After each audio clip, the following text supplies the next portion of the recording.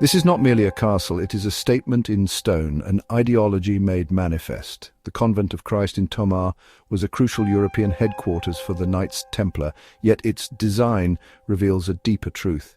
At its core lies a unique round church, a feature that was not an architectural whim, but a direct and deliberate replication of the most sacred site in Christendom, the Church of the Holy Sepulchre in Jerusalem. This architectural echo was a masterstroke of psychological projection. It broadcast a powerful, non-verbal message to every king, bishop and knight who passed through its walls. It declared that the soul of the Templar order remained perpetually in Jerusalem, that their ultimate allegiance was not to any temporal monarch, but to the very heart of their sacred mission. This building wasn't just a fortress, it was a constant physical embodiment of their divine mandate on earthly soil. Yet, if Tomar was the Templars' spiritual heart, their administrative brain was located here, the Paris Temple.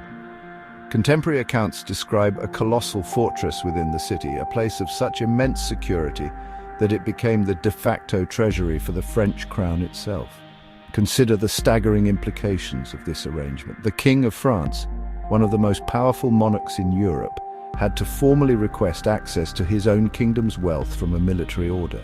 The Templars had transcended the role of mere bankers. They had become the guarantors of national financial stability.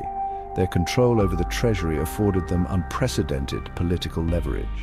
In London, their influence was more subtle, yet arguably more foundational to the course of Western legal history. The Temple Church was more than a place of worship. It was a legally recognized sanctuary. A rare island of neutral jurisdiction in a partisan world, this profound trust had monumental consequences. In 1215, as England teetered on the brink of civil war between King John and his rebellious barons, it was the master of the temple in England, Aymeric de Saint-Maur, who acted as a key negotiator. In an age of brutal division, the nobles and the king, who trusted each other not at all, both trusted the Templars implicitly. The delicate negotiations that would give birth to the Magna Carta were held under Templar auspices. But the true genius, the feature that elevates the Templars from a wealthy order to a proto-globalist power, was the network itself.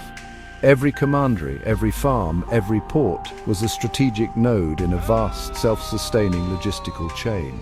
A preceptory in the countryside was a revenue generator for garrisons in the Levant. A coastal fort was a vital link in a supply line stretching thousands of miles. They had, in effect, created Europe's first multinational corporation.